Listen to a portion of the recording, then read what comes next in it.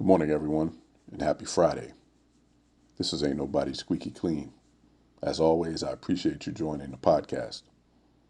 I hope you're getting the fruits that you need in order to make it through your day to day.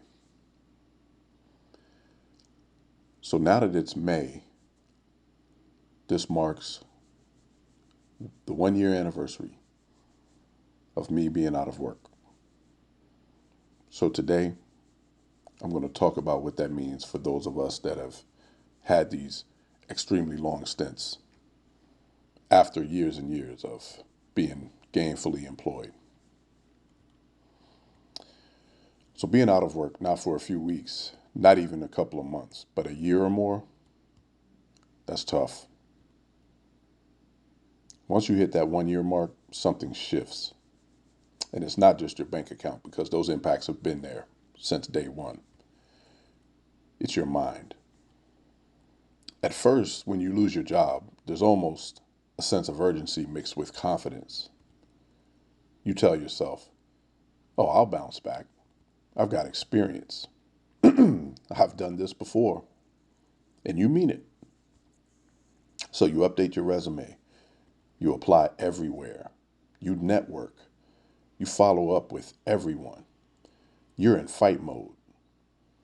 But then weeks turn into months, and months turn into silence. No calls, no emails, or worse, after careful consideration. And boy, you guys have heard me talk about that before. And that's when the questions start creeping in. What am I doing wrong? Am I outdated? Did I miss my window? By the time you hit a year, it's not just a job search anymore. It's survival, mentally, emotionally, financially. Let's talk about what goes on in your head because it's not one thought, it's a cycle. That mental loop. You wake up every day with pressure. Even if nobody says it, you feel it each and every day. The bills, they don't stop. Responsibilities, they don't pause. People depend on you. And every day that you don't land something feels like you're falling behind and you feel like a failure. And then comes comparison. You see people on LinkedIn announcing new roles, excited to start my new journey. And you're sitting there thinking, how the heck did that happen? And you can't help but ask yourself, what do they have that I don't? Then comes doubt, not just about your job search, but about yourself completely. Was I ever that good? Did I just get lucky before? Is this it for me? And then the silence gets loud. No emails, no callbacks, no feedback, just nothing. And that nothing, it messes with your head more than rejection ever could. That takes us to the financial reality. That's the part that nobody wants to admit. The money or lack of it, if you're lucky enough to have savings, that starts to disappear immediately.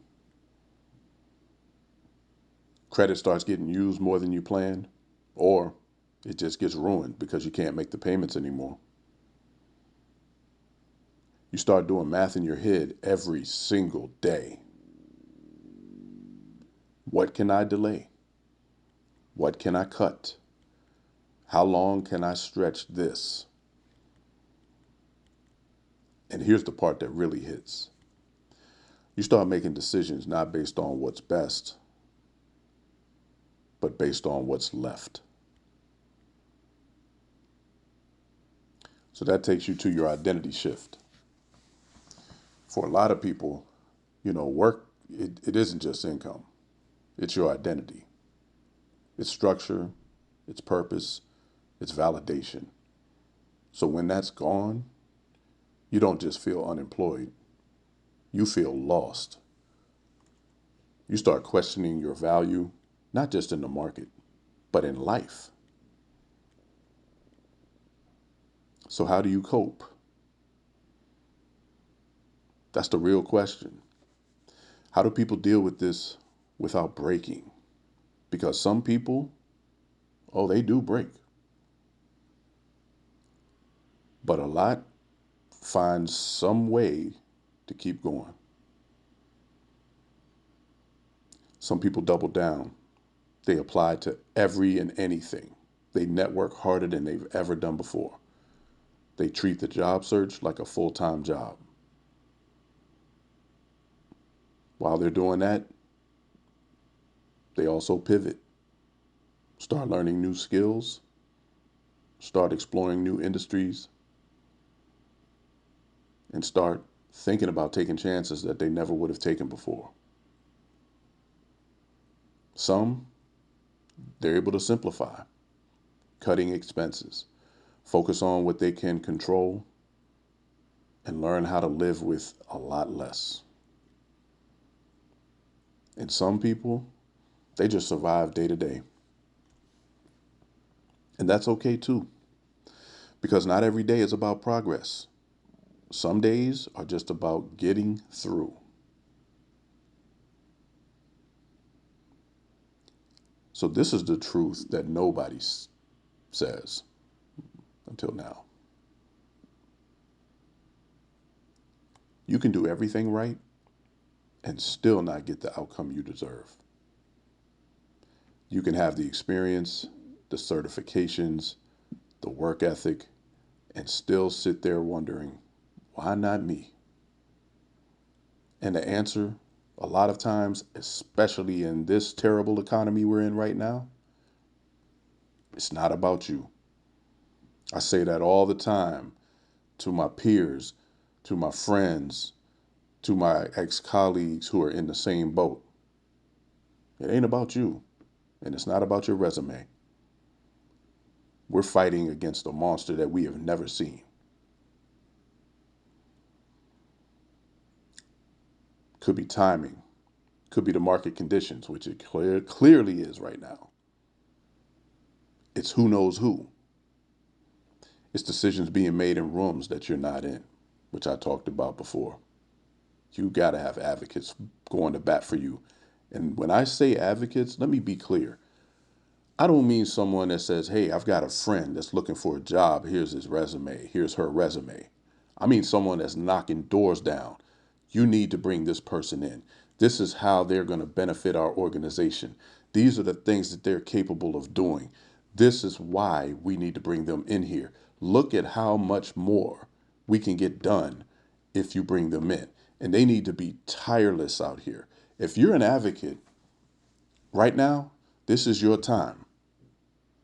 If you are positioned to have influence on opportunities for people like me, you need to knock the damn doors down right now. Okay? None of this BS of I passed your resume on, good luck. Hey, look on my site, and if you see anything, ping me. No. Kick the door down, go in there, talk to the bosses, the managers, the VPs, whomever, and sit in there and tell them, my friend needs to eat. He needs to take care of his family. We need to bring them in. This is why. This person is out here slowly dying. We need to bring them in. That is what an advocate does. You're not an advocate by forwarding a resume to someone and saying good luck. You're not an advocate by simply praying for someone and saying, I hope things turn around. You're an advocate by putting action in work.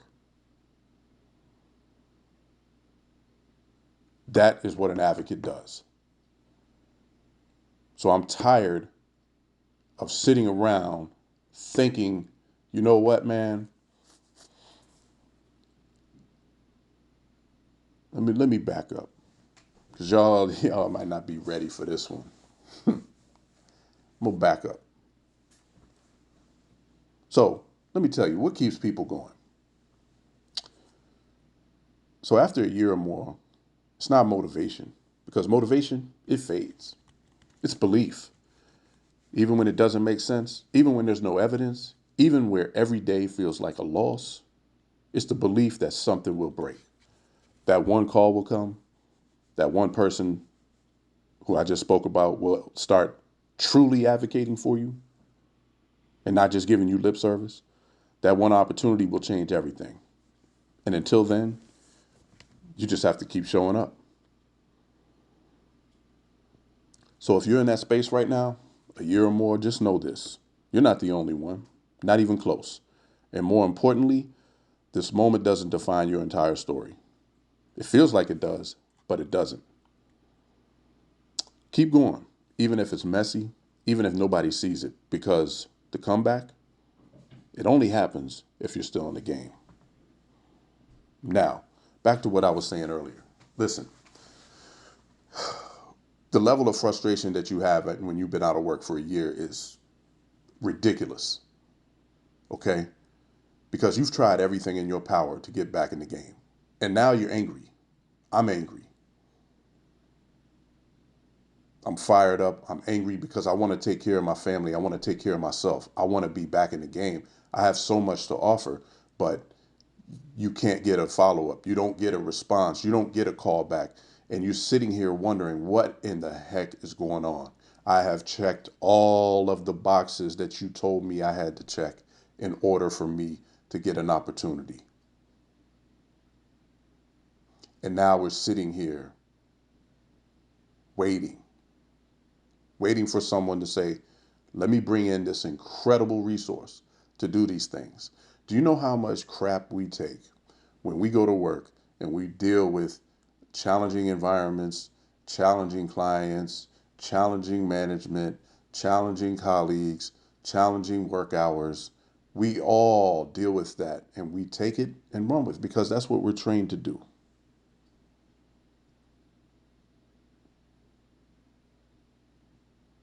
We need advocates. We need people who are there to say, you know what? I know this person can fly. And nothing will make you frustrated more than when you look at the faces of your family and you can't take care of them through no fault of your own. I know people that can't take care of their families because of the fault, because of their own fault. And that's got to be a different level of tilt, as I call it. But through no fault of your own, through budget cuts, through decisions, through being ghosted, through not getting opportunities because of decisions that are made in a silo that we don't know anything about.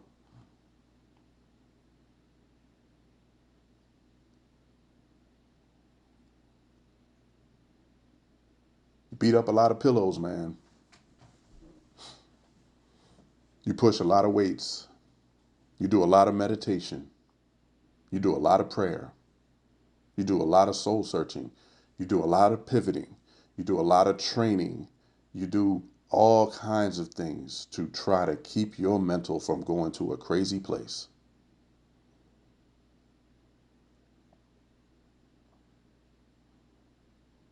We need a chance.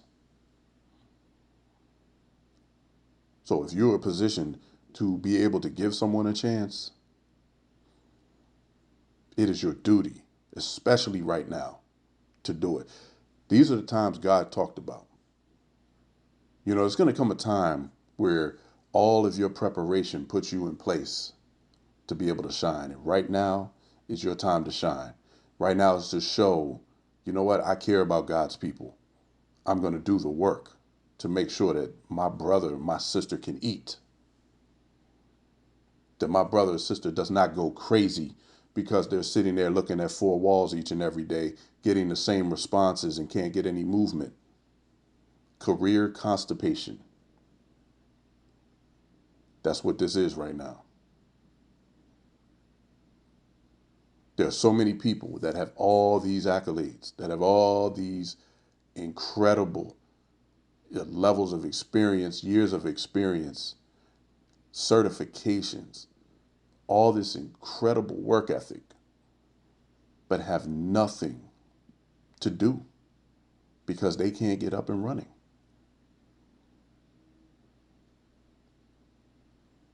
People will tell you, oh, go ahead and pivot. You need to create something. What?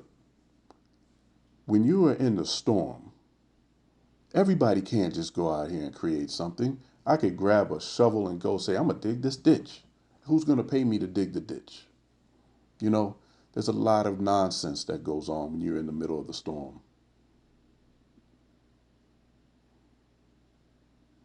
You know, and I'm being raw right now, man, just off the top. Because it's been a year and it's hitting me right now that I never thought this would happen. Never in my career. And it's happened on multiple stints. Not this long. This is the longest that I've ever encountered. And hopefully this is the longest that I ever do encounter.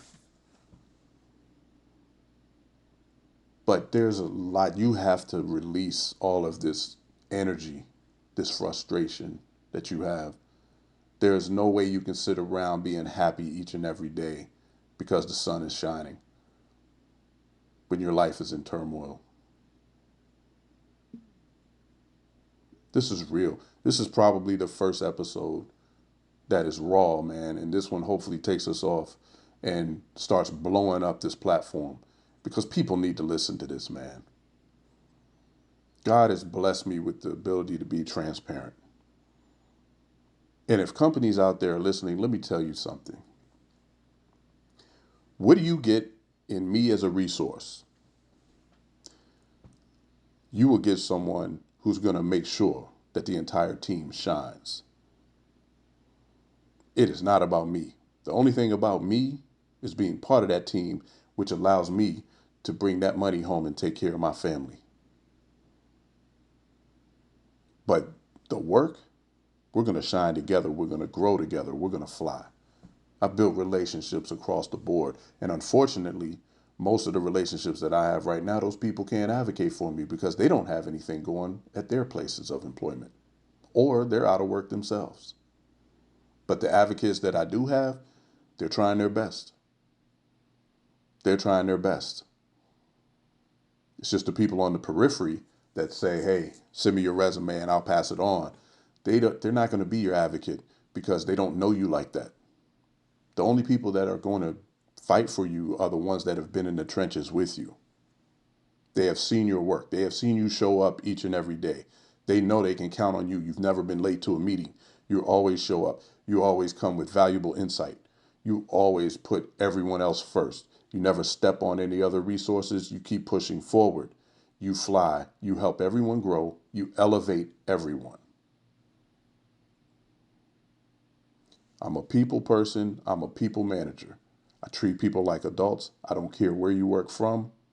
If you work from home, that's fine. That's great. I hope you enjoy it. Just make sure that when I need you, you pick up the phone. That's it. And when you need me, I do the same. We respect each other. We grow together. We build together. And we make this money together. We become innovators. We grow. Push constant learning. Push family. I want to hear about your family. How are the kids doing? How are you guys doing? Are you okay? That's how we build. Work is what we do, not who we are. That's somebody that you want in your organization. Reach out to me because I'm still a free agent.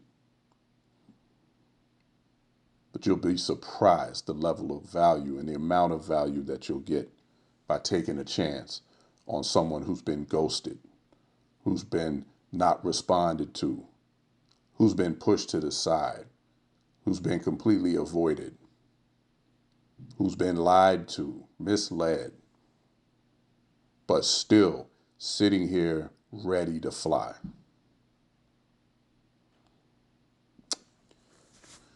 With that, this is Ain't Nobody Squeaky Clean. And until next time, I hope you have a blessed day and a blessed week. And for those that have been sitting out of work, whether it's 3 months, 6 months, 1 year, 5 years, know that someone sees you. And I know exactly every single thing that you're thinking on each and every day. You're not alone. There are people that are in your corner. And may a breakthrough hit you as soon as possible. Take care.